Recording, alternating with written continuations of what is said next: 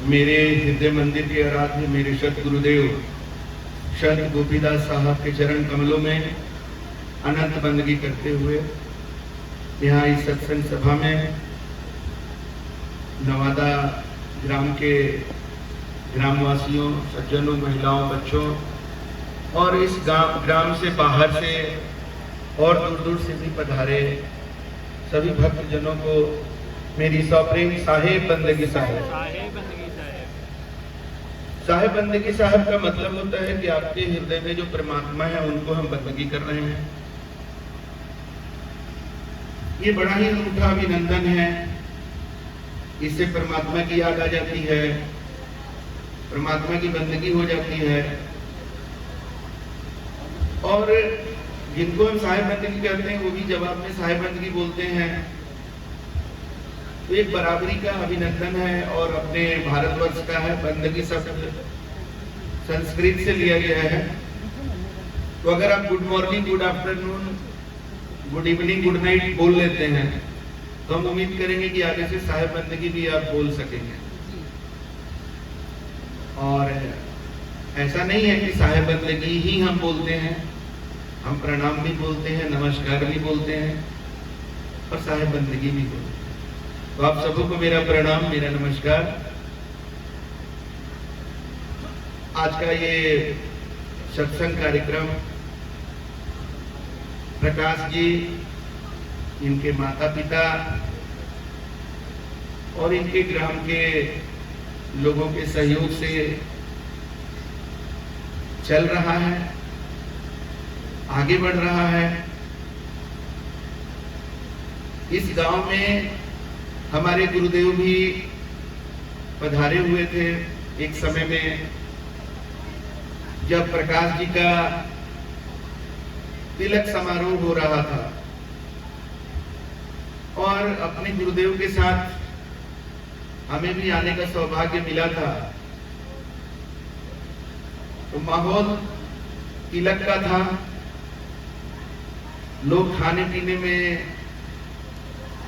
दहेज में क्या मिला है प्रकाश जी को, लड़की वाले जो आए हुए थे वे कैसे हैं, उनका सम्मान कैसे किया जाए, वो सब में लगे हुए थे। और हम अपने गुरु जी के साथ एक कमरे में थे।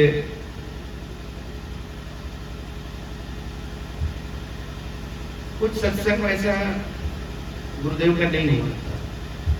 प्रकाश जी का निवेदन था कि कम से कम हमारे शादी के अवसर पर आपका आना हो जाता। तो गुरुदेव अपने भक्तों के बड़े प्रिय ये थे, उनका बात तो रखते थे। तो जगन्नाथपुरी से वो यहाँ आए थे। तो एक समय वैसा हुआ, फिर प्रकाश जी एक सत्संग कार्यक्रम रखे तो इनका गृह प्रवेश था। तो गृह प्रवेश में लोग तरह तरह का उद्देश्य से आए थे। कोई न्योता पुराने आया, कोई थोड़ा गृह प्रवेश है तो चलो बढ़िया से विदाई होगा, भोजन करेंगे, ये वो जो भी है, अपना अपना अलग अलग भाव से लोग आए। सत्संग भी हुआ, सत्संग में नहीं था, मेन गृह प्रवेश था। उसमें भी प्रकाश जी बोले कि हम गृह प्रवेश जो है अपने गुरुदेव के ही माध्यम से कराना चाहते हैं और इस अवसर पर सत्संग भी हो जाएगा तो अच्छा रहेगा। तो वो एक कार्यक्रम हुआ था। उसके बाद उस कार्यक्रम से नागेंद्र जी का जीवन बदला। नागेंद्र जी का जीवन में एक खोज आई और वो सत्य के मार्ग पर चलने का निर्णय लिया। तो क्या इसके पहले नागेंद्र जी झूठ के मार्ग पर चल रहे थे? ऐसा नहीं है। कोई काम को करना और निर्णय लेकर के करना, दोनों में अंतर होता है। जैसे पढ़ने वाले तो बहुत स्टूडेंट होते हैं, लाखों करोड़ों होते हैं, कुछ निर्णय लेते हैं कि हमें IIT करना है, कुछ निर्णय लेते हैं कि हमें आईएएस बनना है, वही लोग इतिहास बनाते हैं। स्कूल कॉलेज जाने वाले आने वाले तो बहुत हैं। तो वैसे ही ये जीवन है। इस जीवन में हम यात्रा कर रहे हैं, चल रहे हैं। कभी मन करता है तो सच बोलने लगते हैं, कभी सुविधा लगता है झूठ बोलने में तो झूठ बोलने लगते हैं। लेकिन जब सच्चे गुरु जीवन में आते हैं तो हमारे जीवन से द्वैत को दूर करके अद्वैत के तरफ ले जाते हैं, क्योंकि परमात्मा एक है, परमात्मा दो तो नहीं है। कुछ लोगों को तो ये भी नहीं समझ में आ पाता है कि परमात्मा 10-20 हो ही नहीं सकते हैं। उनका बहुत सारा परमात्मा है, बहुत सारा भगवान है। तो भगवान अनंत भी है और एक भी है। एक का ही अनंत रूप है। तो उस एक में मिलना है ना, तो हम अनेक तो हो चुके हैं। हमारे जीवन में द्वैत है। हम झूठ भी बोलते हैं, सच भी बोलते हैं, हम सत्कर्म भी करते हैं, दुष्कर्म भी करते हैं, हम मीठी बातें भी बोलते हैं और कड़वी बातें भी बोलते हैं, हम गलत भी करते हैं, सही भी करते हैं। मिली जुली सरकार है गठबंधन की। लेकिन जब कोई व्यक्ति सच्चे गुरु से मिलता है तो कहते हैं कि अब झूठ बोलना छोड़ दो, बहुत झूठ बोल लिया, अब झूठ बोलना छोड़ दो। तो सच्चे गुरु के शरण में वही आप आते हैं जो ये निर्णय ले पाते हैं कि नहीं, अब आज से मेरा जीवन सिर्फ सत्य के तरफ उन्मुख होगा।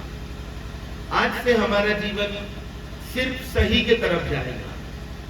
आज हम ये निर्णय लेते हैं कि अब अपने जीवन में हम कोई गलती नहीं करें। गलती से गलती हो जाए वो अलग बात है, लेकिन मेरा निर्णय है कि हम गलती नहीं करेंगे, झूठ नहीं बोलेंगे। तो यही परिवर्तन नागेंद्र जी के जीवन में उस सत्संग से आया जो प्रकाश जी ने कराया था गृह प्रवेश के अवसर पर। वो भी मिला जुला सत्संग था, गृह प्रवेश में सत्संग। फिर नागेंद्र जी अपने घर पर एक सत्संग कराया। वो सिर्फ सत्संग था, उसमें और कोई अवसर मिला हुआ नहीं था। उस सत्संग में अरुण जी जो कि पहले भी सत्संग में आ चुके थे, इनका थोड़ा इरादा और मजबूत हुआ। निर्णय नहीं ले पा रहे थे, वहां से निर्णय लिए। ये जीव का बदलना बहुत बड़ी बात है। ये मानव जीवन तो हम प्राप्त कर लिए हैं, लेकिन इसी मानव जीवन में कोई दानव का काम कर रहा है, कोई दरिंदा का काम कर रहा है, कोई जानवर का पशुता कर रहा है, कोई इसमें इंसानियत को लेकर के चल पा रहा है। और लाखों करोड़ों में से कोई एक निकलता है तो इसी मानव जीवन को भगवान राम और कृष्ण, गौतम बुद्ध, महावीर जैन, गोस्वामी तुलसीदास, सदगुरु कबीर, मीराबाई, इनके जैसा जीवन को बना पाता है। लाखों करोड़ों में से कोई एक निकलता है, यही मानव जीवन पाता है। भगवान राम को विष्णु का अवतार क्यों कहते हैं? अगर भगवान राम विष्णु के अंश हैं, उनके रूप हैं, तो हम लोग किसके रूप हैं? हम लोग कहां से आए? कभी सोचे?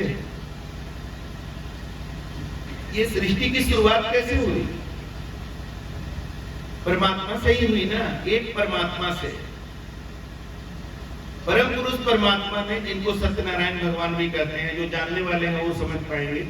अक्सर तो पंडित लोग सत्यनारायण भगवान के नाम पर वो शालिग्राम का पूजा करा देते हैं, जानते ही नहीं है सत्यनारायण भगवान को। सत्यनारायण भगवान ही मूल है, वही परमात्मा है। सत्य नारायण, सत्य का जो पुरुष स्वरूप है, सत्य का ही अलग अलग रूप प्रकट हुआ। दया, क्षमा, परोपकार, अहिंसा, सहनशीलता, ज्ञान, ये सब परमात्मा का अलग अलग रूप है। और इन्हीं रूपों में एक रूप प्रकट हुआ प्रकाश, जिसको निरंजन कहते हैं। वही अलग निरंजन कहलाते हैं। आप लोग सुनते होंगे बहुत सारे जो अघोरी बाबा लोग होते हैं, त्रिशूल लेकर के चलेंगे और अलग निरंजन। कौन है ये? कभी जानने का प्रयास किए? ये अलग निरंजन ही ब्रह्मा विष्णु और महेश के पिता हैं। तो एक सत्यनारायण, एक सत्य पुरुष से उनका अनेक रूप हुआ और उसमें से ब्रह्मा विष्णु महेश से सृष्टि आगे बढ़ी। और आज हम लोग जहां पहुंचे हैं तो सब ब्रह्मा विष्णु महेश के ही तो अंश हैं। कहां से आ गए? और लेकिन हम अपने गुणों को प्रकट नहीं कर पाते हैं। ये मानव जीवन एक अवसर है। बड़े भाग्य मानव तन पावा। रामचरितमानस में भगवान राम के मुख से गोस्वामी तुलसीदास का अलवार है, बड़े भाग्य मानव तन पावा। ये मानव तन बड़े भाग्य से हमें मिला है। तो इस मानव जीवन को हम समझ पाएंगे तब ना, ये मानव जीवन क्यों मिला है, ये जीवन कहां से आया हमारे पास, कैसे है यहां तक सृष्टि पहुंची है, ये सब पर आखिर कब विचार करेंगे, कहां विचार करेंगे? सत्संग ही तो जगह है। तो जो सत्संग से भागते हैं उनके जीवन में कभी ये सत्य प्रकट होने वाला नहीं। तो जब हम निर्णय लेते हैं तब हम किसी काम को ठोस रूप से दृढ़ता से करते हैं, तब हम अपने जीवन में उन गुणों को प्रकट करते हैं। जैसे दूध में घी है, लेकिन दूध को घी तो नहीं कह सकते हैं। दूध से घी में परिवर्तन करने के लिए एक प्रक्रिया है। उस प्रक्रिया से गुजरने के लिए दूध वाले को निर्णय लेना पड़ता है कि इस दूध का हम घी बनाएंगे। अपने से दूध घी में नहीं बदल जाता। आपका हमारा जीवन दूध के समान है। इसमें घी तो है, घी मतलब वो परमात्मा, इस जीवन का सार है परमात्मा, वो तो है, लेकिन इसमें सार के साथ और विकार भी जुड़ा हुआ, जिसके चलते घी प्रकट नहीं है। जैसे दूध में घी के अलावा और बहुत चीज है, इसलिए उसको दूध कहते हैं। लेकिन जब उसको एक कसौटी से गुजारते हैं, एक प्रक्रिया से गुजारते हैं, तब फाइनल प्रोडक्ट के रूप में घी बन करके सामने आता है। वही मूल है दूध का। तो वैसे ही जब हम अपने इस मानव जीवन को सत्य के कसौटी पर कसते हैं, सत्य के व्रत में गुजारते हैं, गुरु के वाणी पर इसको लेकर चलते हैं, तब इस मानव जीवन में परमात्मा स्वयं प्रकट हो जाता। यही काम भगवान राम ने किया, भगवान कृष्ण ने किया। तो दुनिया उनकी पूजा करती है। जब भगवान राम त्रेता युग में सृष्टि को अपना जीवन का दर्शन करा रहे थे, तो उस समय कितने लोग उनको पहचान पाए थे कि ये भगवान है? पहचानने वाले में केवट का नाम आता है, सबरी का नाम आता है, विभीषण का नाम आता है, लक्ष्मण भरत का नाम आता है। बहुत गिने चुने लोग पहचान पाए। अगर सभी लोग पहचान जाते तो ये स्थिति से गुजरना पड़ता क्या भगवान राम को? कई अगर पहचानती तो भगवान राम के जंगल जाने की व्यवस्था करती क्या? मंथरा अगर पहचान गई होती भगवान राम को तो वैसा हरकत करती क्या? रावण अगर उनको पहचान जाता तो ऐसा करता क्या? तो वर्तमान में ये दुनिया पहचान नहीं पाती है महापुरुषों को, चले जाने के बाद पहचानती है। इसीलिए इस दुनिया को जानने वालों ने इसको मृत्यु लोक कहा है। मरे हुए लोग हैं, बस परमात्मा का अंश जीव है तो चल फिर तो रहे हैं, लेकिन जिंदगी नहीं है उनके पास, जिंदगी की ऊर्जा नहीं है। क्योंकि वो आज भी हजारों लाखों साल पीछे चल रहे हैं, वर्तमान में नहीं है। आज राम की खोज नहीं करते, आज कृष्ण की खोज नहीं करते हैं, आज कबीर की खोज नहीं करते, आज गौतम बुद्ध की खोज नहीं करते हैं। वो आज भी थाईलैंड से, कंबोडिया से, इंडोनेशिया से और कहां से बौद्ध धर्म को मानने वाले आकर बोध गया में वही पेड़ के नीचे जहां गौतम बुद्ध ज्ञान प्राप्त किए थे वहीं बैठ करके मंत्र पढ़ते रहते हैं। कहां खोज रहे हैं? गौतम बुद्ध जहां छोड़ के गए थे वहीं वो खोज रहे हैं। आज का गौतम बुद्ध भी वही पेड़ के नीचे ज्ञान प्राप्त करेगा क्या? लेकिन क्या करिएगा, मृत्यु लोग है, मरे हुए लोग हैं। जब जीवन में सद्गुरु मिलते हैं तो हमें झकझोरते हैं। आज हमारी कुछ बातें ऐसी होंगी जो आपको हिला दे सकती हैं, आपको खराब लग सकता है, कोई बात नहीं है। सोया हुआ को जगाने से कहां उसको अच्छा लगता है। हमारे एक मित्र हैं, वो सोए रहते हैं तो उनको अगर पत्नी या बच्चा उनको जगाता है तो मारने लग जाते हैं, तो अच्छा नहीं लगता है। तो हम तो भाई, मेरा वही काम है तो हम तो करेंगे। आप मारने के लिए आइएगा तो स्वागत है, कोई दिक्कत नहीं है, मार लीजिए। लेकिन हम अपना काम नहीं छोड़ने वाले हैं। मेरा काम है जगाना, और लोरी गा के नहीं जगा सकते। कभी कभी अलार्म लगाते हैं ना, तो अलार्म में कोई इतना मीठा गाना लगा दीजिएगा ना तो और नींद आए। अलार्म थोड़ा कड़ा होना चाहिए, बजे तो हड़बड़ा करके आदमी उठ जाए। तो हमारा काम थोड़ा वैसा ही है। तो नागेंद्र जी के यहाँ सत्संग हुआ, उसके बाद फिर प्रकाश जी इस बार सत्संग का आयोजन, ये निर्णय लिए कि साल में एक बार हम सत्संग अपने घर पर कराएं। उसी निर्णय के तहत ये सत्संग कार्यक्रम रखा जा रहा था। तब तक इनके बहुत नजदीकी परिवार के सदस्य जो है उनकी जो है असामयिक मृत्यु हो गई। अब ये सत्संग भी जो है इसमें फिर दो चीज जुड़ गया, एक सत्संग और उनके साथ साथ माहौल। उनके मृत्यु से जो परिवार और ये यहाँ का गांव दुखी और आहत है, इसी माहौल में ये सत्संग हो रहा है। अब देखिए आज के सत्संग से कौन जगता है। सत्य के मार्ग पर चलने वाला कोई एक व्यक्ति पूरा दुनिया को हिला देता है। इसीलिए हमें पता है कि हमारे सत्य के मार्ग पर भेड़िया धसान की तरह लोग नहीं चलने वाले। इस पर कोई कोई चल रहा है क्योंकि ये आग है। इस पर राख पर चलने वाले बहुत हैं, जो बीत गया उसकी पूजा करने वाले बहुत हैं। अभी तो बहुत लोग लेट से आए। शुरुआत जब हुआ तो कुछ लोगों ने हमारी आरती की, तो पत्थर के मूर्ति का पूजा कर लेंगे, लेकिन साक्षात इंसान जिसको रामचरितमानस में गोस्वामी तुलसीदास कह रहे हैं, ईश्वर अंश जीव अविनाशी, जो भी सजीव है उसके अंदर क्या है? ईश्वर का अंश है।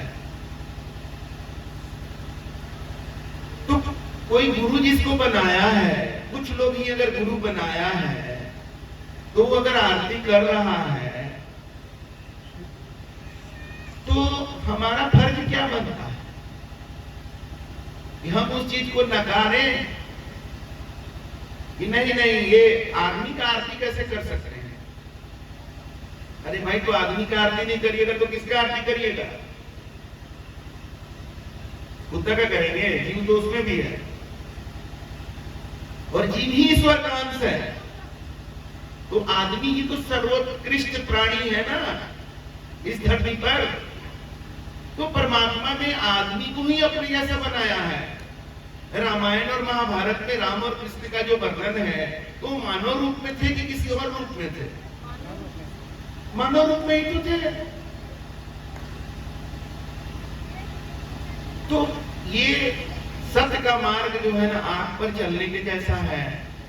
कहीं फोटो लगा दीजिए, पेड़ में सिंदूर लगा दीजिए, पेड़ का आरती करिए, जो लोग गुजरेंगे कोई वो भी आके आरती करने लगेंगे। लेकिन कोई अपने गुरु का आरती कर रहा है, अच्छा इनके गुरु हैं ये करें, हम क्यों करेंगे? ऐसे ही अरे तो आरती करने से मेरा क्या होने वाला है? मेरा कुछ नहीं होने वाला है किसी की आरती करने से और नहीं करने से। हम तो जो है वही है। आरती करते समय आपका जो भाव आता है वो भाव आपके लिए काम करता है। जाकी रही भावना जैसी, प्रभु मूरत दिखाई तिनी तैसी। इसे खाली सुनने का बात नहीं है। रामायण का कथा सुन रहे हैं, गीता का कथा सुन रहे हैं, बहुत बड़े कथावाचक है, फलाने चार्य हैं, ये बहुत अच्छा कथा करते हैं। क्या होगा कथा सुन के? जीवन में उतारो तब ना। हमारा तो चैलेंज है कि कोई भी धर्म ग्रंथ है, कोई भी महापुरुष है, उनके जीवन का कोई एक बात अपने जीवन में उतार के देख लो, तुम्हारा जीवन बदल जाएगा। हमने तो यही किया है। हम जब रामचरितमानस पढ़े भी नहीं थे, उस समय में चौथा क्लास में हम थे। चौथा क्लास में एक हिंदी के किताब में चौपाई था रामचरितमानस का। प्रातः काल उठे रघुनाथा, मातु पिता गुरुदेव वही माथा। यही मेरे जिंदगी को बदला है कि भगवान राम सुबह उठ करके माता पिता और गुरु को चरण में अपना माथा रखते थे, तो हम भी ऐसा करेंगे। अब कुछ लोगों को लगता है कि भगवान राम तो भगवान थे, वो ऐसा करते थे, हमको क्या करना है? हमको ऐसा कुछ नहीं करना है। हमको खाली जय श्री राम करना है, हमको खाली झंडा लेके चलना है। तो झंडा वंडा से कुछ नहीं होगा और नारा लगाने से भी कुछ नहीं होने वाला। जब अपने जीवन में भगवान राम के गुणों को उतारेंगे तब बहुत कुछ होने वाला है। तो हम अपने माता और पिता के चरण में अपना माथा रखना चालू कर दिए वो चौपाई पढ़ के, और चौथा क्लास से ही सोचने लगे कि भगवान राम तो माता पिता और गुरु के चरण में माथा रखते थे। हमारा तो अभी कोर्स कंप्लीट नहीं है, हम केवल माता पिता के चरण बंदगी करते हैं, गुरु तो नहीं है मेरे जीवन में। और चौथा क्लास से ही गुरु के बारे में कल्पना करने लगे, हमारे गुरु कैसे होंगे, और गुरु की खोज करने लगे। साधु संतों में, बाद में धर्म ग्रंथों में पाया हमने कि गुरु के बारे में बताया हुआ है, साधु स्वरूपी गुरु हैं। गुरु जब भी मिलेंगे साधु के स्वरूप में मिलेंगे। और साधु का स्वरूप से हम लोग क्या समझ लेते हैं? दाढ़ी। ये गलतफहमी दूर कर लीजिएगा। दाढ़ी तो बहुत आसान काम है, दाढ़ी बड़ा कर लेना। मेरे ऑफिस में मेरे जैसा दाढ़ी कम से कम 5-6 लड़का लोग रखा हुआ। अंतर ये कि मेरा थोड़ा सफेद सफेद भी हो गया है, उन लोग का पूरा काला है, लेकिन हमारे जितना बड़ा दाढ़ी है। ये तो कोई भी पुरुष दाढ़ी बढ़ा लेगा। तो साधु होने का हक सिर्फ पुरुष को है क्या? महिलाएं साधु नहीं हो सकती हैं? अगर दाढ़ी से साधु होना रहता तब तो ये बहुत गलत बात होगा, महिलाएं वंचित हो गई। भाई दाढ़ी से साधु बनना रहे तब तो ये बहुत आसान काम है, लेकिन इतना आसान काम करके इतना बड़ा पद थोड़ी मिल जाएगा। साधु का पद कितना बड़ा है। साधु स्वरूपी गुरु हैं। और गुरु के बारे में क्या कहा जा रहा है? गुरु ब्रह्मा गुरु विष्णु गुरु देव महेश्वर गुरु साक्षात परम ब्रह्मा तस्मै श्री गुरुवे। कितना बड़ा पद है। ये पद खाली दाढ़ी रख लेने से कैसे मिल जाएगा? बाल बढ़ा लेने से, जटाधारी हो जाने से थोड़ी मिल जाएगा, या कोई खास तरह का ड्रेस पहन लेने से नहीं। साधु गुण का विषय है। साधु में कुछ खास तरह के गुण होते हैं। आप देख लीजिए, अगर आपके अंदर वो गुण हैं तो आप साधु हैं। दया, गरीबी, बंदगी, समता, शील, उपकार, इतने लक्षण साधु के कहे कबीर विचार। संत कबीर ने कहा है कि साधु का लक्षण क्या है? दया सबसे पहला, दूसरा गरीबी। गरीबी मतलब फटा कपड़ा पहनने से नहीं, गरीबी मतलब जिसके अंदर ये भाव है कि मेरा मुझ में कुछ नहीं, सब कुछ है सो तोर, तेरा तुझको सौंप दे क्या लागत है मोर। ये भाव जिसके अंदर है गरीबी का, वो साधु है। दया, गरीबी, बंदगी, जिसको बंदगी करने में कोई परहेज नहीं है। अक्सर आप देखते होंगे कुछ लोग कहते हैं हम किसी को प्रणाम नहीं करते, लोग हमें प्रणाम करते हैं। वो महा असाधु व्यक्ति है, साधु का उल्टा। अरे बंदगी करना साधु का गुण है। कुछ लोग देखते हैं कि हम पहले प्रणाम बोलेंगे कि ये पहले प्रणाम बोलेंगे, और ये देखते देखते दोनों गुजर जाते हैं, कोई प्रणाम नहीं बोलता है और तनाव बढ़ जाता है। साधु का ये गुण नहीं है। अगर आप में इस तरह का आकड़ है तो सॉरी, आप साधु नहीं है। आप जो अपने को समझ रहे हो ठीक है, साधु नहीं है। प्रणाम करने से कोई छोटा होता है क्या? एक भाव है, किसको प्रणाम कर रहे हैं ये तो समझिए। आप व्यक्ति को प्रणाम मत करिए, आप उनके अंदर जो परमात्मा है उसको प्रणाम करिए। सब पे परमात्मा है, ये भाव लाना पड़ेगा। अगर आपको इस भाव का अभाव है तो आपके जीवन में बहुत सारा अभाव है। दया, गरीबी, बंदगी, समता। दया किस पर करेंगे? बंदगी किसको करेंगे? सबके प्रति समान भाव। कुछ लोगों का अपने जात वालों के प्रति बहुत विशेष प्रेम रहता है, अपने परिवार वालों के प्रति विशेष प्रेम रहता है। दूसरे का बाल बच्चा को एरू गेरू नथु समझते हैं, अपने बाल बच्चा को वीआईपी। आजकल चुनाव में भी आप लोग देख रहे हैं ना, परिवारवाद बहुत बड़ा मुद्दा बना हुआ है। तो ये परिवारवादी लोग समतावादी नहीं होते हैं, और जो समतावादी नहीं है वो साधु नहीं है। साधु में क्या गुण बताया गया? समता, समानता का भाव। सबको समान अवसर मिलना चाहिए। कि मेरा बच्चा को जो है सबका अवसर छीन करके मेरा बच्चा को मिलना चाहिए, ये भाव असाधु का है। ऐसा लोग दाढ़ी रख लेगा तो भी साधु नहीं हो सकता है, और जो सबको समान समझता है दाढ़ी नहीं भी रखेगा तो साधु है। दया, गरीबी, बंदगी, समता, शील, विनम्रता, उपकार, जिसके अंदर परोपकार का भाव है, ये सब साधु का गुण है। इन गुणों को हमें धारण करने का जरूरत है। और ये सारे गुण को अगर एक साथ बोलना चाहें तो उस परिभाषा में आप लोग सबको थोड़ा थोड़ा आ जाते हैं। साधु कहते हैं जो गलतियों को साधता है। आप लोग अगर गलती को साधने वाले लोग नहीं होते तो यहाँ आते ही नहीं। इसलिए आपने साधु का कुछ गुण है जरूर, तभी यहाँ पहुंचे हैं। और गुणों को बढ़ाना है, इसके लिए आपको सत्संग लगातार करते रहना होगा। तो कहिएगा कि गांव में तो सत्संग होता नहीं है इतना। अरे भाई, सत्संग का मतलब ये थोड़ी है कि मंच बनेगा, माइक लगेगा, इतना आदमी जमा होगा तभी सत्संग होगा। क्या सत्संग का मतलब होता है सत्य के साथ संगत। तो सबसे पहला सत्संग तो वो है कि आप अपने जीवन में सत्य को धारण करें। बच्चा, सत्य बोलना चाहिए कि झूठ बोलना चाहिए? बताओ तुम। देखिए कितना साल उम्र है तुम्हारा? 8 वर्ष का बच्चा जानता है कि सच बोलना चाहिए, लेकिन वो बोलता होगा। कुछ चीज छुपा के खा लेगा, चॉकलेट। माँ पूछेगी रे चॉकलेट खा लिया? हाँ मम्मी का है।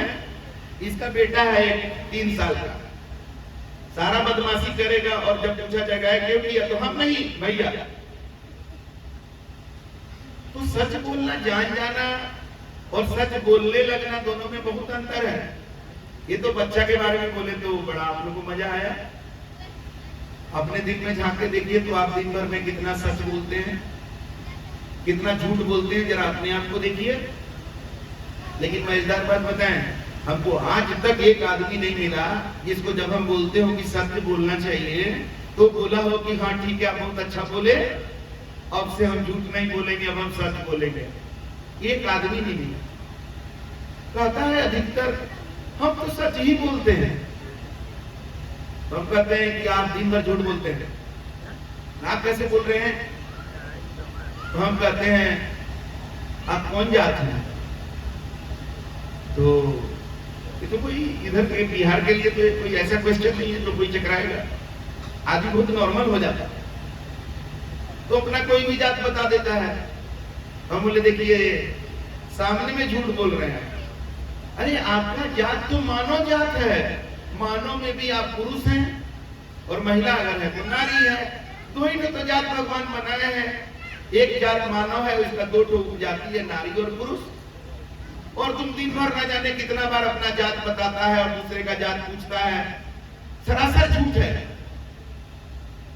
आप अगर कोई समझता है कि वो भूमिहार है तो उसके पास गारंटी है, वो दिखा सकता है हमको कि पिछला जन्म में भी वो भूमिहार था, उसका पिछला जन्म में भी वो भूमिहार था, और उसके पास कोई गारंटी है कि अगला जन्म में भूमिहार होगा।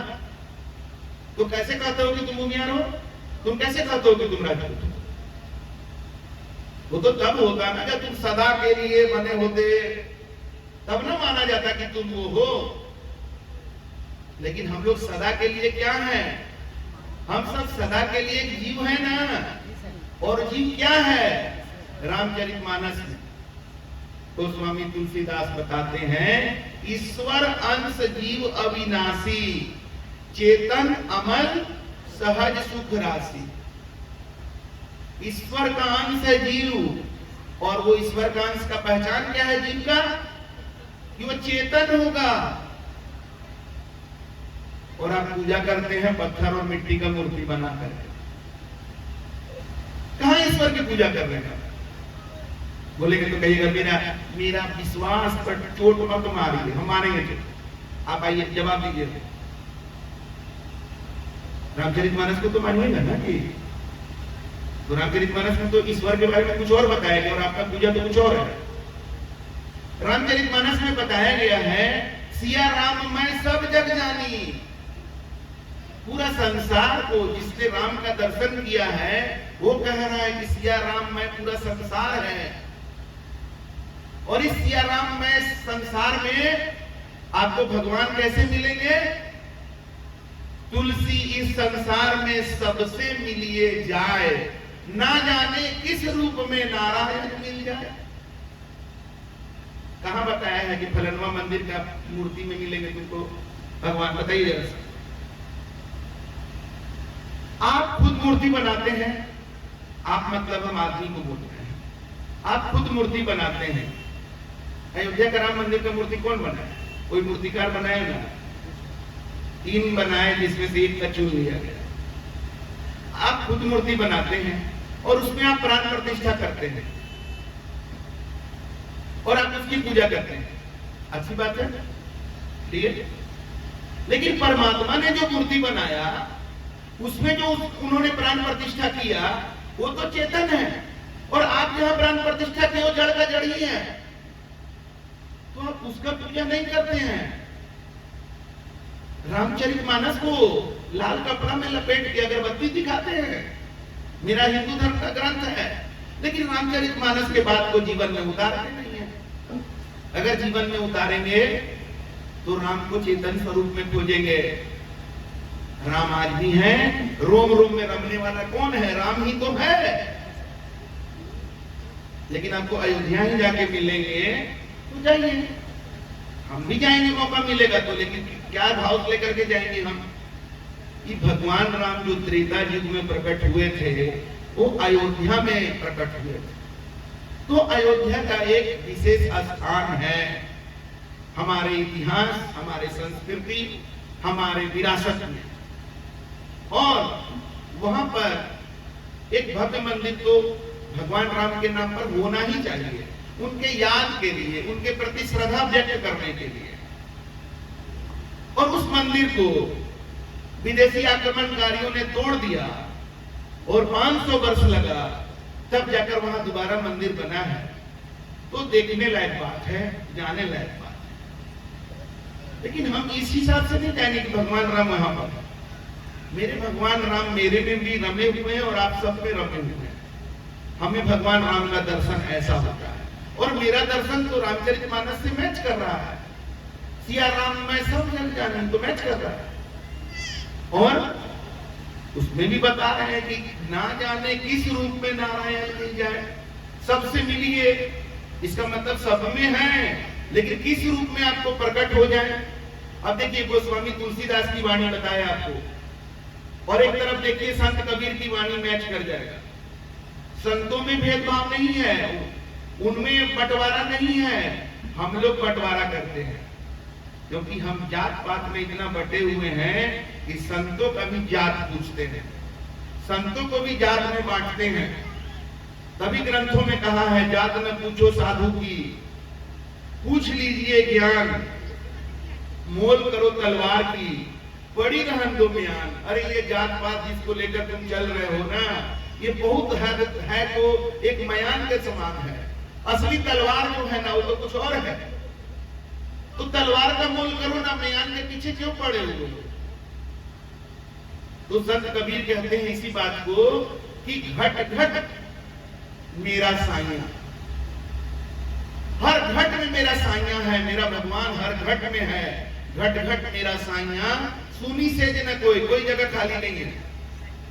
आपको लगता है कि आप खाली हैं, भगवान आप में नहीं है।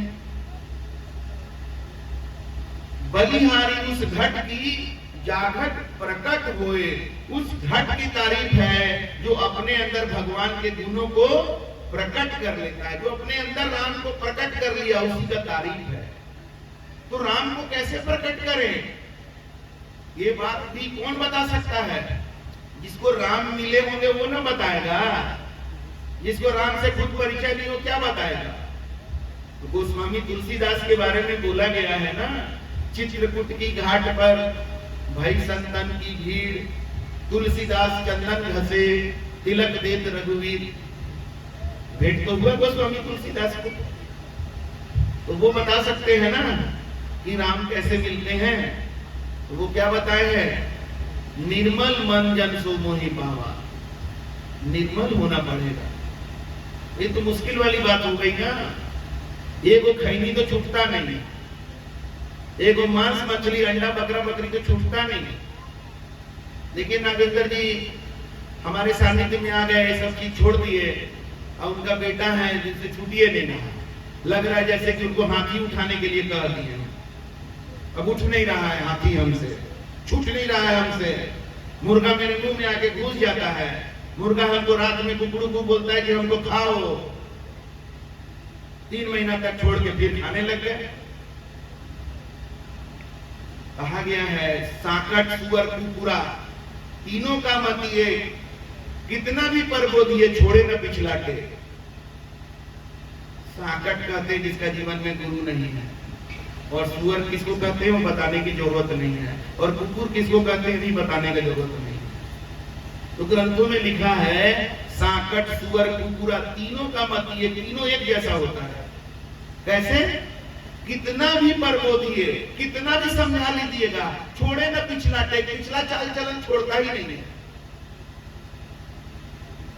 तो चूंकि नागेंद्र जी तो हमें गुरु बना लिए हैं, अब तो ये निगुरा है नहीं, इनका बेटा हमारा बात सुनते हैं लेकिन गुरु नहीं बनाया है दिल से, इसीलिए उनका छूट नहीं रहा है।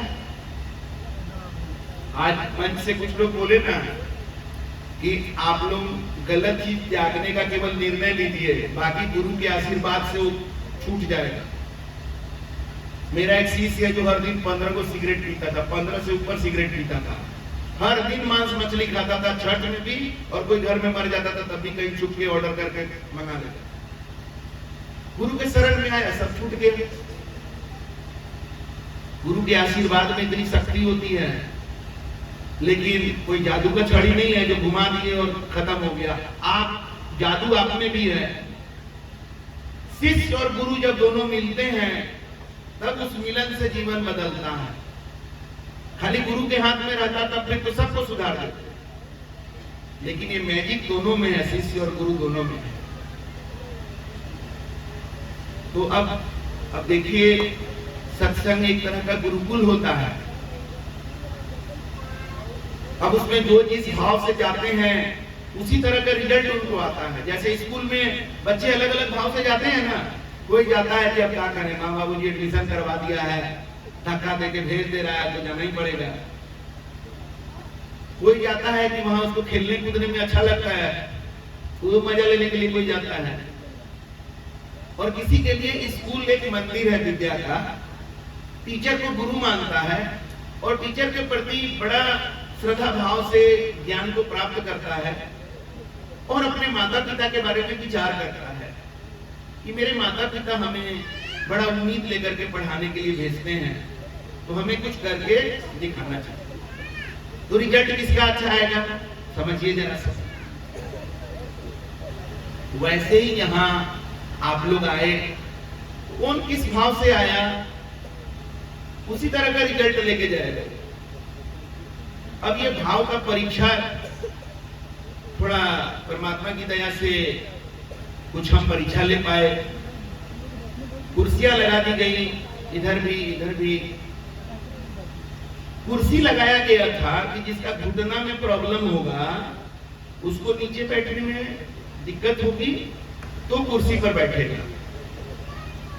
लेकिन हमने देखा कि हमारे जो कुछ शिष्य लोग आए हैं उनको छोड़ करके एक जो काला टी शर्ट पहने हैं साहब, यही नीचे अपने मन से बैठे।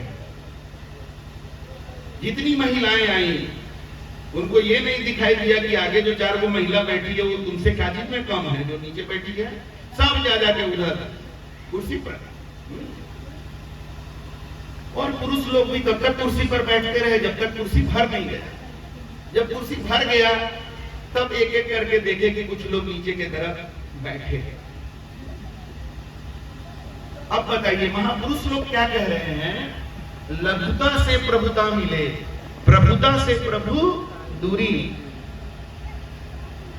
अरे आए हो सत्संग में, साधु संतों का वाणी वचन सुनने, कुछ प्राप्त करने, तो नीचे बैठ के प्राप्त होगा कि ऊपर बैठ के प्राप्त होगा? कोई प्रॉब्लम है तो अलग बात है। ये तो कुर्सी ही लगाया गया था प्रॉब्लम के लिए कि घुटना का प्रॉब्लम है, या कोई बहुत टाइट कपड़ा पहन के आ गया है, जीन्स एकदम टाइट वाला, तो चलो कोई बात नहीं। लेकिन नहीं, हम नीचे नहीं, हम ऊपर बैठेंगे। तो लघुता से प्रभुता मिलती है, प्रभुता व्यक्त करने से प्रभुता दूर हो जाती है। चींटी ले शक्कर चली, हाथी के सिर धूरी। तो अपने जीवन में लघुता लाने का प्रयास करिए। आप कितना बड़ा अपने को समझते हैं, आप जितना बड़ा समझते हैं उतना आप बड़ा नहीं है, आप बहुत बड़ा हैं, आप बहुत बड़ा हैं। लेकिन आप अपने को समझ नहीं पा रहे ना। आप तो परमात्मा के अंश से, आप तो परमात्मा ही हैं, आप तो इतने बड़े हैं। लेकिन ये भाव जिस दिन आ जाएगा तो उस दिन ये भी तो आएगा कि अगला भी तो परमात्मा का ही अंश है। लेकिन आप वो भाव में अभी नहीं हैं, आप अपने को कुछ समझ रहे हैं। कितना समझिएगा। किसी को जमीन का घमंड है कि हमारा इतना बीघा जमीन है, मेरा ऐसा घर है, मेरा इतना किराया आता है, मेरा बैंक बैलेंस इतना है कि 3 पुश्त खाएगा। और कहां से वो पैसा आया है उसके बारे में सोचा कभी? पैसा कहां से लूटे होगी, क्या किए हो, सबका हिसाब देना पड़ेगा। और ये ब्रह्मांड कितना बड़ा है भाई, जरा इस पर भी विचार कर लो। ये पृथ्वी जो है सौर मंडल में है, सौर मंडल के केंद्र में सूरज है, उसके चारों तरफ 9 ग्रह चक्कर लगा रहा है। थोड़ा कल्पना करिए, सूरज है, उसके चारों तरफ 9 ग्रह चक्कर लगा रहा है। उसमें से एक ग्रह पर हम लोग हैं, पृथ्वी, वो चक्कर लगा रही है सूरज का, हम लोग के साथ साथ। हम लोग को पता नहीं है, हम अपना मगन है। पृथ्वी से कई गुना बड़ा बृहस्पति ग्रह है और सूरज पृथ्वी से कई गुना बड़ा है। और ये सब ऐसे चल रहा है, इसको सौर मंडल कहते हैं। और ये सौर मंडल आकाश गंगा में है, जिसमें ऐसा ऐसा कितना सौर मंडल है। और वो आकाश गंगा वैसा वैसा आकाश गंगा ना जाने कितना है। अभी हम गूगल पर देख रहे थे कि धरती से सबसे दूर जो आकाश गंगा है, आकाश गंगा मतलब इसमें हम लोग का सूरज और ये सब ग्रह जैसा कितना सूरज होगा, वो आकाश गंगा कहलाता है। धरती से सबसे दूर जो आकाश गंगा है उसकी दूरी धरती से 1.3 अरब प्रकाश वर्ष है। प्रकाश को सूरज से पृथ्वी तक आने में लगभग 12 मिनट लगता है। एक साल प्रकाश जितना चल सकता है, दूरी तय कर सकता है, उसमें 1.3 अरब गुना कर दीजिए, उतना दूरी पर एक आकाश गंगा अभी रिसर्च में आया। इतना बड़ा ब्रह्मांड में 2-4 कट्ठा, 2-4 बीघा, 10 बीघा, 25 बीघा, 50 बीघा जमीन लेके जो एक दिन ते बोलने के बाद कोई जमीनवा ना जाएगा भाई, पर्स में एटीएम कार्ड भरा हुआ है, कोई काम नहीं करेगा एटीएम कार्ड, सब यहीं रह जाएगा। घमंड लेके जाओगे तो जगह कहां मिलेगा? जमराज के पास। घमंडी लोगों का हेडक्वार्टर वहीं पर। और जो गुरु के चरण में समर्पित होते हैं उनका स्थान कहां है? गुरु की कृपा कटे यम फांसी, विलंब न होए मिले अविनाशी। गुरु के कृपा से यम का फांसी कट जाता है और देर नहीं लगता है, अविनाशी मिल जाते हैं। अविनाशी कहां है? पहाड़ पर है, कहीं गुफा में है, हमारे अंदर ही तो है, लेकिन हमको समझ ही में नहीं आता है। काहे नहीं समझ में आता है? काहे नहीं दिखाई देता है? कहते हैं कि अरे अपने अंदर जाओ, अपने अंदर जाओ, तो कहता है अंदर कहाँ जाए, अंदर तो अंधेरा ही अंधेरा है। तो बात तो सही है, कभी सोचा कि अंदर अंधेरा क्यों है? अरे आज बिजली का कनेक्शन लिया गया तब ना उजाला है, नहीं तो अंधेरा ही न रहता। तुमने कनेक्शन ही नहीं लिया तो अंधेरा ही तो रहेगा। तो कनेक्शन क्या है? परमात्मा हमारे अंदर है, हम परमात्मा से डिस्कनेक्ट हो गए हैं और हम बाहर चल गए, तो अंदर तो अंधेरा ही रहेगा ना, हमारे अंदर तो अंधेरा ही रहेगा ना। और बाहर जाकर के हमने क्या किया? समाज से, संसार से झूठ बोलना सीखा, घमंड करना सीखा। किसी को वीआईपी को जाते देखा, वो गया तो भाई रोड क्लियर कर दिया, सिपाही लोग ढकेल दिया। अभी हम अपने ऑफिस में लिफ्ट में जा रहे थे तो एक पुलिस वाला आया और लिफ्ट का गेट खोल दिया और बोला कि खुले रहेगा गेट। तो एक आदमी बोला कि अरे मेरा लेट हो रहा है, जाने दो, लिफ्ट का खोल करके रख दिया, लिफ्ट बंद करो। तो बोलता है कि ज्यादा दिक्कत हो रहा है आपको, ज्यादा दिक्कत हो रहा है तो सीढ़ी से चल जाइए, आईएएस आ रही है, आईएएस। हम बोले तमाशा मत करो ज्यादा, आईएएस आ रही है तो क्या हो गया, गेट बंद करो। तो बोला दिक्कत हो रहा है, हमको तब बोलने लगा कि दिक्कत हो रहा है। बोले हाँ दिक्कत हो रहा है। दिक्कत कैसे नहीं होगा? तुम कहता है सीढ़ी से जाने, हम लिफ्ट में बैठे हैं और कहता है कि दिक्कत हो रहा है, दिक्कत तो हो ही रहा है। तब जाकर के बोला कि ठीक है जाइए। जब देखा कि कस के बोलने लगे ना, हम तो सोच लिए थे कि उसका आईएएस आ जाती ना तो उसको भी समझाते। यही सिखाए हुए हैं क्या? यहाँ पाइएगा तो उसके चलते लिफ्ट पूरा लोग रुके रहेंगे और आपका सिपाही कहता है कि सीढ़ी से जाने के लिए, लेकिन उसको आने में इतना देर हुआ, ऐसे देख लिया कि तो ये लोग बात बढ़ाना, तो बोला ठीक है जाइए। ऐसा होता है अभिमान। अब ये अभिमान देख करके कोई सोच रहा है हम भी आईएएस बन के ऐसा ही करेंगे। अभिमान सीखे आप समाज से, झूठ बोलना सीखे, चोरी, घूस कैसे लेना है। सरकारी नौकरी में लोग जाते हैं तो घूस सीखना चाहते हैं, घूस कैसे लेना है। तो ये सब हम सीखते चले गए और इससे हमारा मन रूपी दर्पण जो है, मन में जो भाव है वो सब गंदा गंदा भाव, विचार, ये सब मेरे मन को गंदा करते चला गया। अब मन है दर्पण, उसमें परमात्मा का तस्वीर कैसे बनेगा बताइए जरा सा। अभी देखिए वहां दर्पण है ना, नीचे देखिए आप लोग, वहां दर्पण है। अब वो दर्पण में यहाँ पंखा हाँक रहे हैं, हमको दिखाई दे रहा है वो दर्पण में, वो दर्पण साफ है, इसीलिए तस्वीर बन रहा है। वो दर्पण के ऊपर जाकर कालिख लगा दीजिए तो तस्वीर बनेगा। आज हम लोग का जीवन यही है, परमात्मा हमारे अंदर और हम मन के साथ संसार में घूम रहे हैं।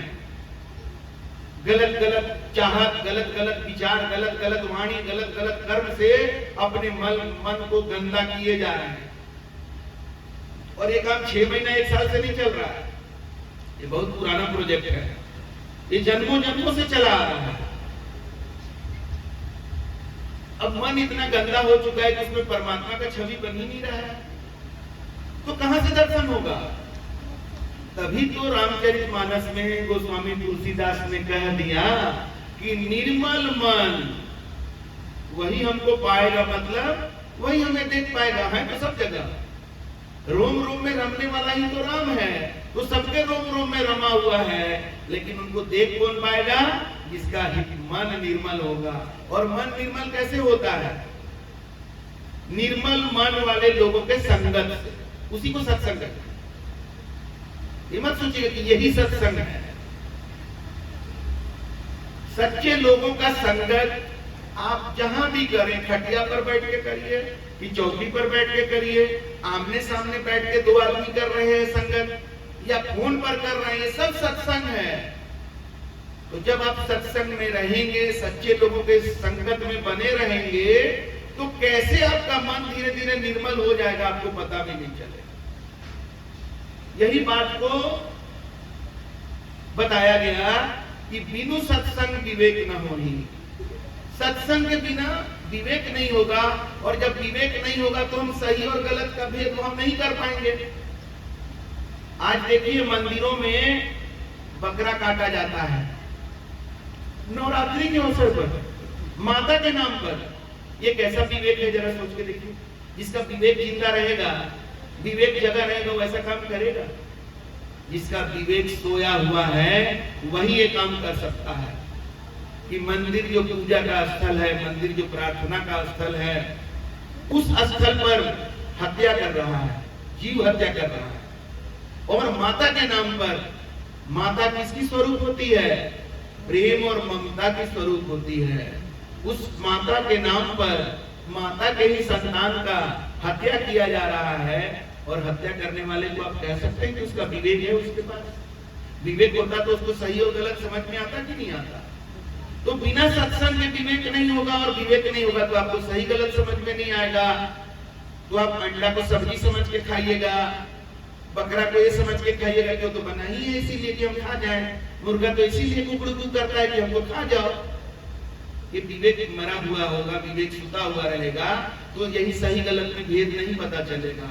जब सत्संग में जाएंगे तो धीरे धीरे आपका विवेक जो है, जब इस तरह की बातें होंगी तो भी बहुत लोग सोच रहे होंगे ये बड़ा ऐसे बोल रहे हैं, और कुछ लोग सोच रहे होंगे कि सही बोल रहे हैं।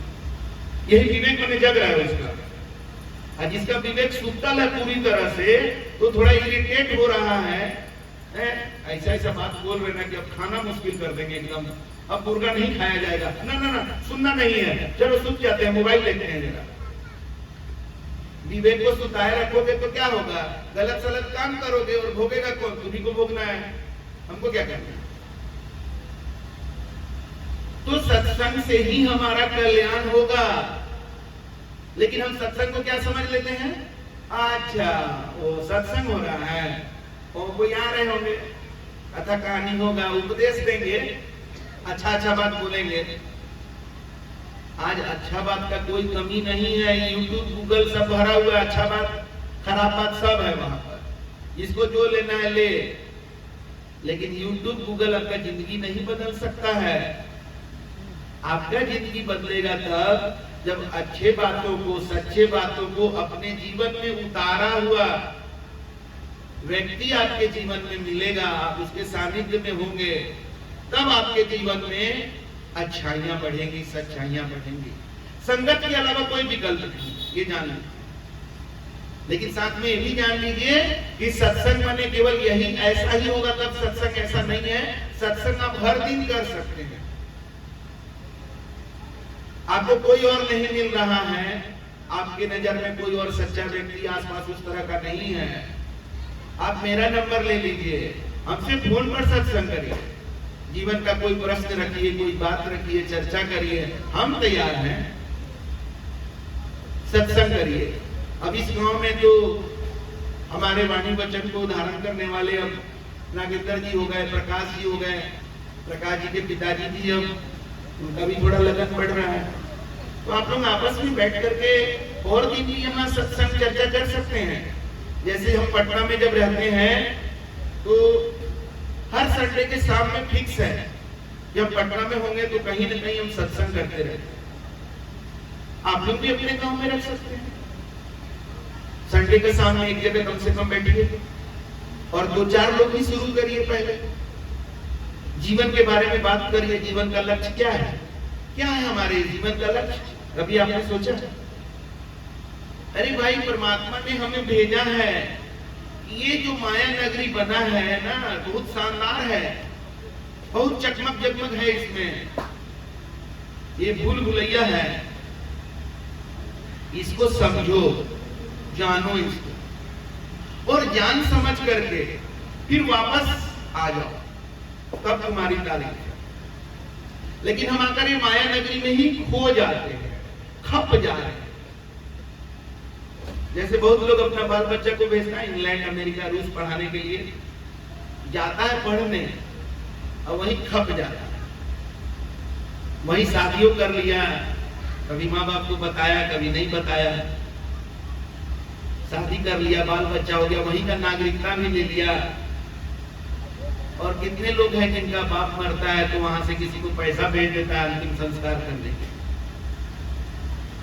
तो कुछ इसी तरह का जीवन हमारा हो गया। परमात्मा ने भेजा कि जाओ जरा पढ़ ओढ़ करके आओ। ये तीनों लोग जो हम बनाए हैं ना, बहुत तगड़ा डिजाइन है इसका।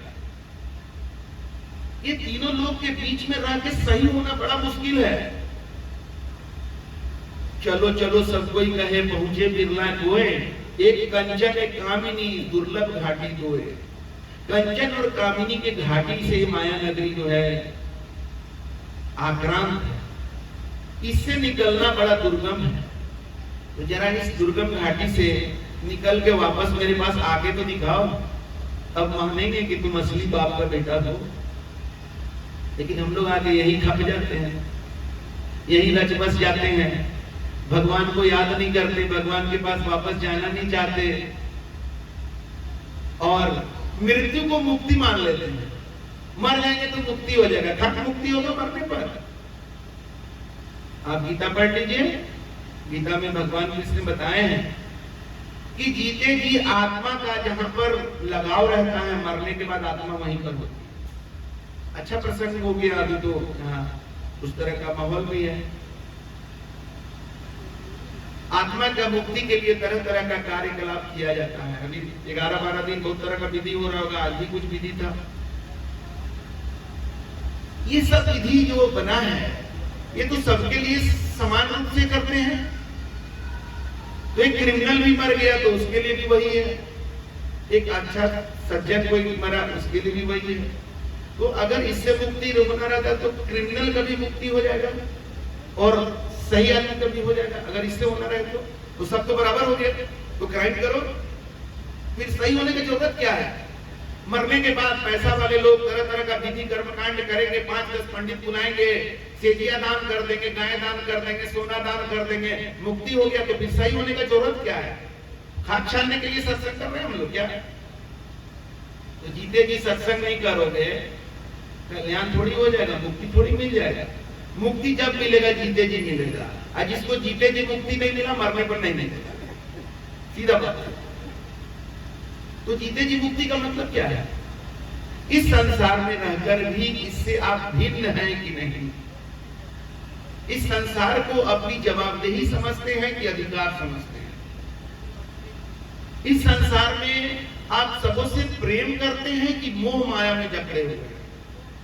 प्रेम और मोह में अंतर है।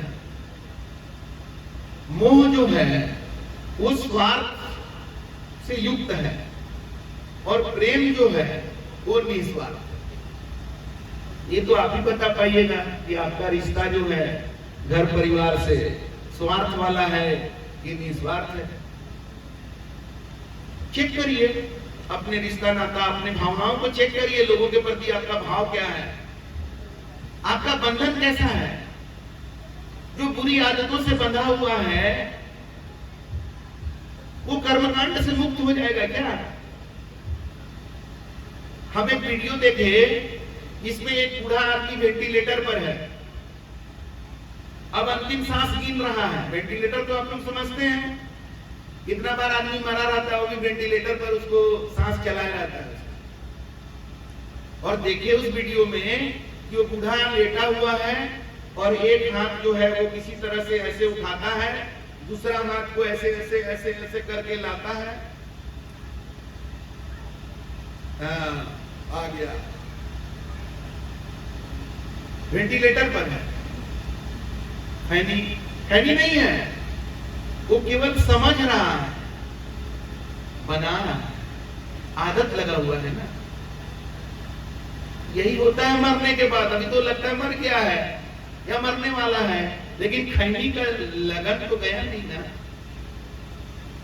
तो ऐसे ही अगर आपका लगन मुर्गा के साथ है, आपका लगन बकरा के साथ है, अरे भाई मुर्गा बकरा बकरी से प्रेम करो, हिसाब से करो। कुछ लोग बहुत ज्यादा प्रेम करते हैं, उनको बाहर देखना पसंद नहीं करते, उनसे पूर्ण मिलन कर लेते हैं। गले लग जा, गले गले उतर जा, गले उतार लेते हैं और अपने रोम रोम में, जो रोम रोम में राम बसा हुआ है, वो बूंद बूंद में अपना खून में मुर्गा और बकरा को बसा के रखे हैं। इतना प्रेम मत करिए मुर्गा और बकरा बकरी से। शरीर है तब तक तो जाके मांग के खरीद के लाके खा लेते हैं, ये शरीर मिटेगा वो प्रेम रह जाएगा। तो कुत्ता सब कैसे जहां मांस कटता है वहां किनारे में खड़ा रहता है कि बचल कुचल खाएंगे, वही होगा। हम बता दे रहे हैं आपको, वही जिंदगी मिलेगा।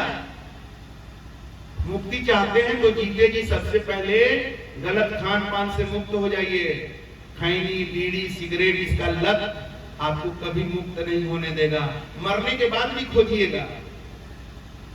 हमारे एक रिलेटिव थे, उनका अकाल मृत्यु हो गया था, बस में जा रहे थे, पति पत्नी बैठ के, बस एक्सीडेंट कर गया, पत्नी बच गई, अभी तक जिंदा है, 25 साल पहले का घटना। और पति जो है, पुरुष जो है मर गए। वो अपने एक रिश्ता में जो है उनके ऊपर उनका आत्मा चल आता था, और जब आता था तो खैनी खैनी खैनी खैनी खैनी ऐसे करता था। और वहां पर खैनी के चुनौती रख देने से और पानी रख देने से धीरे धीरे शांत हो जाता। ये अपने आप से देते हैं, ये कहानी सुना हुआ नहीं बता। यही चाहते हैं, ये खैनी करवाएगा ऐसा, ये दारू करवाएगा, ये मांस मछली करवाएगा आपसे ऐसा। अगर आप जीते जी त्याग नहीं करते हैं तो जीते जी बुराइयों को छोड़ना होगा। सेजिया दान से आपका मुक्ति नहीं होगा, हम बता दें। अब करिए, मानिएगा तो नहीं, हम जानते हैं। हाँ, सब बात ठीक बा, लेकिन कुटवा तो वही गड़ाई ना, गाड़िए कुटा, मेरा क्या। लेकिन मुक्ति आपको बता दे रहे हैं कि मुक्ति क्या चीज से चाहिए, ये भी तो जानना पड़ेगा। मुक्ति क्यों चाहिए, ये भी तो जानना पड़ेगा। तो मुक्ति हमें सबसे पहले बुराइयों से चाहिए, क्योंकि बुराइयों से मुक्त नहीं होंगे तो शरीर मिट जाएगा, हमारी आत्मा उन्हीं चीजों को खोजेगी,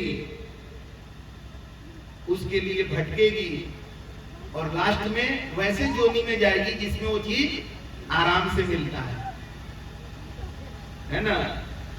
कीड़ा बन जाएगा और खैनी का खेत में पतवा पे वो खैनी खाने वाला सब है, कीड़ा बन के खैनी खा, ये सब होता है। अभी थोड़ा हंसी आ रहा होगा, अभी लग रहा होगा कुछ लोग ज्यादा बुद्धिमान होते हैं, डरा रहे हैं। अरे डरा ही रहे हैं तो किसके लिए डरा रहे हैं बताओ तो जरा।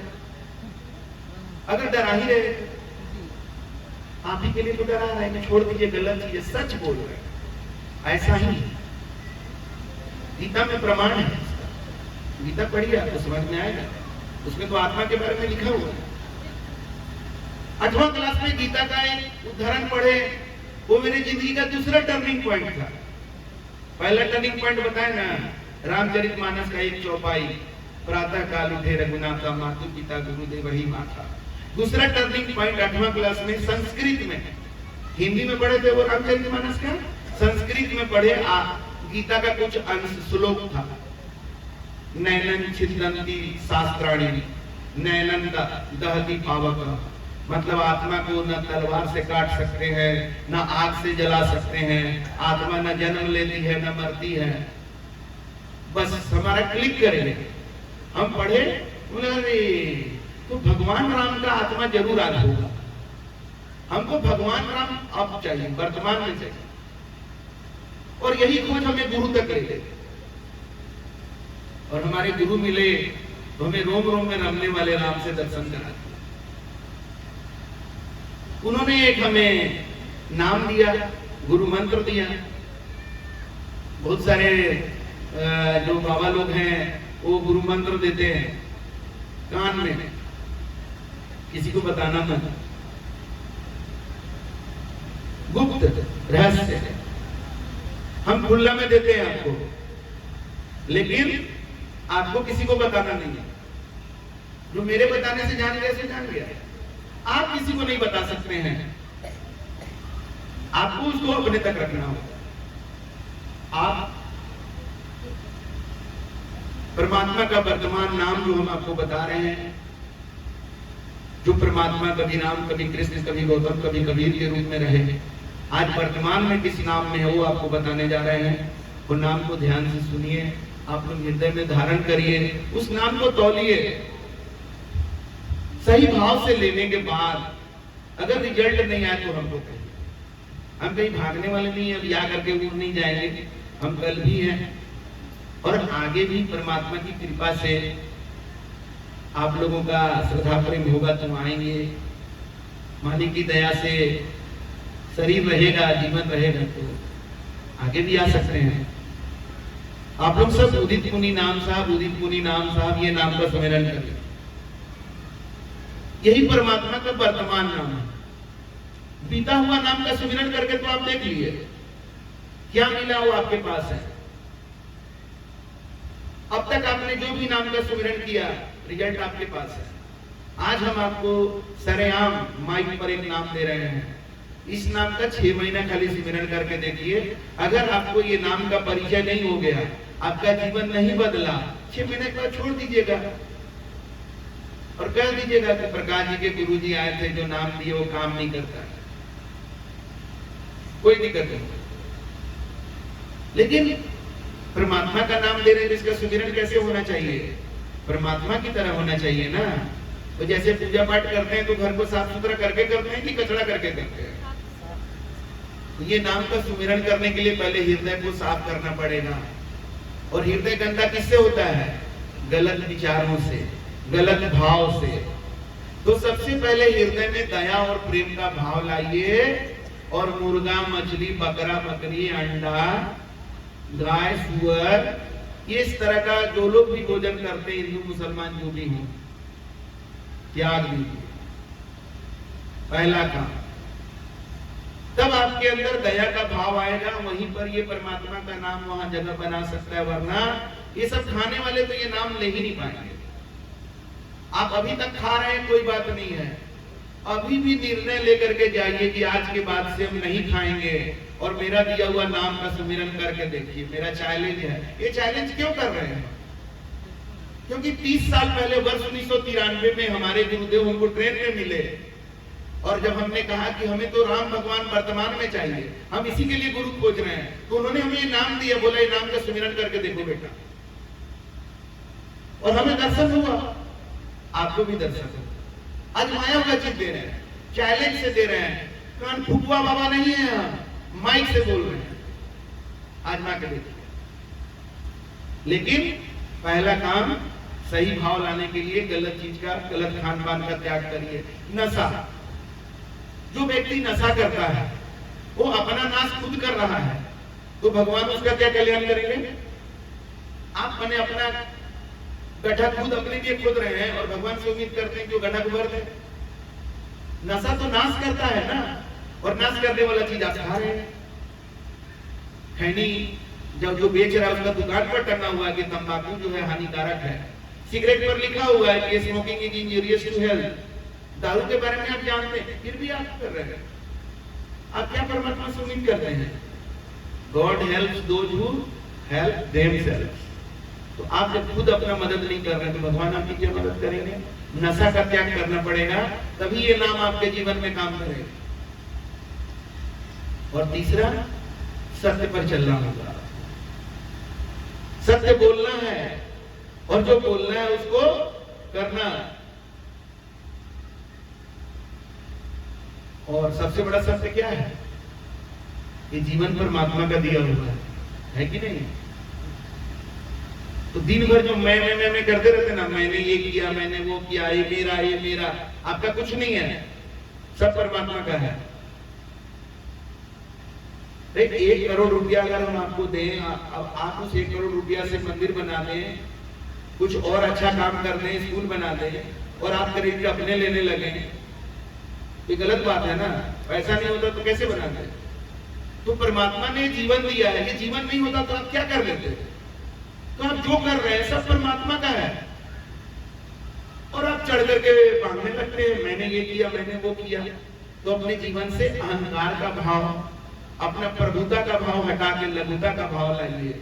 मेरा मुझ में कुछ नहीं, जो कुछ है सो तेरा, तेरा तुझको सौंप दे, क्या लागत है मेरा। तन भी तेरा, मन भी तेरा, तेरा पिंड और प्राण सब कुछ तेरा, पर तू है मेरा। ये दादू का ज्ञान, संत दादू का ज्ञान।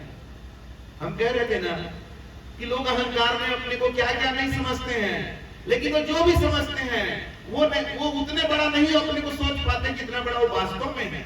तो जब आप सब कुछ मिटा दीजिएगा ना, सब कुछ तेरा पर तू है मेरा, परमात्मा जिसके हो गए उससे बड़ा क्या होगा? और उसके पास क्या कमी रह जाएगी? एक साधे सब सधे, सब साधे सब जाए। तुम कहीं ये मांगते हो, ये व्रत करते हो बेटा के लिए, एक व्रत करते हो नौकरी के लिए, एक व्रत प्रमोशन के लिए, एक व्रत उसके लिए, वो व्रत उसके लिए, ये वाला मंदिर उसके लिए, ये वाला पूजा उसके लिए। अरे यहाँ तक कि पेड़ का पूजा करने लगते हो। पेड़ से अपना रक्षा, मेरा पति का रक्षा करना है। पेड़ क्या है? सबसे ऊंचा जीवन तुम्हारा है, तुम परमात्मा का अंश हो। पेड़ का हिफाजत करना तुम्हारा काम है। हिफाजत हम लोग नहीं करते। ये ज्ञानी लोग एक तिकड़म बना दिए कि भाई ये पेड़ का पूजा करो, उसका पूजा करो, इसी नाम पर कम से कम पर्यावरण का तो कुछ करोगे, पूजा करो। पेड़ को अगरबत्ती दिखा रहे हो, अच्छी बात है, उसमें भी जीवन है, लेकिन मांगो मत ना। अभी बहुत लोग बट सावित्री कर रहे होंगे, बोले देखिए तो हम लोग का पूजा पर बोल रहे थे। हाँ बोलेंगे, आइए हमसे फैसला करिए। आप पेड़ वट की पूजा करते हैं, आप मांगते क्यों हो उससे कि मेरा पति का रक्षा करना? वो क्या कैसे रक्षा करेगा बताइए तरह से? अरे आप उसका रक्षा करने वाले हैं, तो आप साल में एक दिन अगर उसको अगरबत्ती दिखा रहे हैं, टीका लगा रहे हैं, अच्छी बात है, करिए, ये आपकी महानता है। लेकिन आप मांगते हैं, ये गड़बड़ है। आप मूर्ति की पूजा करते हैं, अच्छी बात है। भगवान राम का, अलग अलग देवी देवता को याद करने के लिए आपने मूर्ति बनाया, मंदिर बनाया, आप पूजा करते हैं उनके याद को, उनके रूप को, उनके स्मृति को। लेकिन आप मांगने लगते हैं मूर्ति से, ये गड़बड़ है। आपका मालिक आपके अंदर है, जो मांगना है अपने अंदर मांगिए, सब पूरा होगा। और आपको परमात्मा ढूंढना ही है, तो आपको अपने माता पिता में परमात्मा नजर नहीं आ रहे हैं तो सॉरी, आपको कहीं भगवान मिलने वाले नहीं है। जिसको अपने माता पिता में भगवान नजर नहीं आ रहा, उसको कहीं भगवान नहीं मिलेगा। हम चैलेंज करते हैं। साक्षात जो हमारे जीवन के रचयिता हैं, पालन करता है, दिख रहा है सामने, अपना खून पसीना, अपना अरमानों को मिटा करके जो हमारा जीवन को आगे बढ़ा रहा है, उसमें हमको परमात्मा नजर नहीं आता है, तो कहां परमात्मा खोजते हो? तुमको कहीं नहीं दिखे।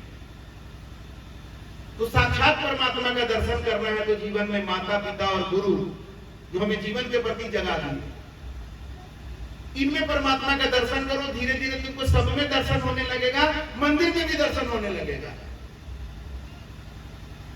क्योंकि परमात्मा से अछूता तो कोई जगह ही नहीं है।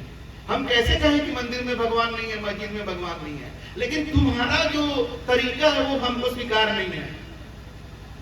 कि तुम चेतन का अपमान करते हो कि ये दलित है, ये फलाना है, ये गरीब है, ये वो है, और मूर्ति को माथा पर रखते हो। और माथा पर भी कैसे रखते हो? माथा पर रख के ले आते हो, 10 दिन पूजा करते हो, फिर माथा पर से पटक देते हो जाके तालाब में, नदी में। विचार करिए, हम आपके लिए छोड़ दिए विचार करने के लिए। तब तक माता पिता की पूजा करिए, परमात्मा का साक्षात स्वरूप है। गुरु बनाइए। सारे धर्म ग्रंथ कहते हैं कि गुरु बिन पढ़े जो वेद पुराना ताको नहीं मिले भगवाना। कितना भी वेद पुराण पढ़ लीजिएगा, भगवान नहीं मिलेंगे। गुरु बिन होम यज्ञ जो साधे और मन 10 पातक बांधे। गुरु बिन भ्रम न भागे भाई, कोटि उपाय करे चतुराई। गुरु बिन हृदय शुद्ध न होई, कोटि उपाय करे देखो। तो जीवन में सच्चा गुरु खोजिए। हमें नजर नहीं आ रहा, हम एक उम्मीदवार हैं, लेकिन अगर आपको हमें नजर नहीं आ रहा है, कोई बात नहीं है, दुनिया में एक से एक लोग हैं, खोजिए और सही गुरु के शरण में जाइए और उनके बताए हिसाब से चलिए। दुनिया में 2 तरह से लोग चल रहे हैं, एक मनमुखी लोग अपने मन के हिसाब से, एक गुरुमुखी लोग जो गुरु के वचन के हिसाब से चलते हैं। दोनों के जीवन में जमीन आसमान का अंतर है। जो गुरु के शरणागत होते हैं उनके जीवन में अकाल मृत्यु नहीं होगा, उनके जीवन में एक्सीडेंट से मौत नहीं होगा, असाध्य बीमारियां नहीं होंगी। ये पक्की बात है, ये गारंटी है। कम से कम मेरे शिष्य शिष्याओं को तो ये गारंटी है, और ये गारंटी हमें अपने गुरु से मिला। तो बहुत बातें हैं, लेकिन प्रकाश जी का कहना था कि भाई गांव में थोड़ा भोजन वोजन का ये टाइमिंग को देखते हुए जल्दी खत्म कर दीजिएगा। तो हम खत्म कर देते हैं। आप लोग से बात करके बहुत आनंद आ रहा है। आप में से अधिकतर लोग बहुत ध्यान से सुने, इंटरेस्ट लेके सुने, अच्छा लगा। ऐसे श्रोता कम मिलते हैं, तो थोड़ा और बोलने का मन कर रहा था, लेकिन याद आ गया, तो अब यहीं पर रुक जाते हैं।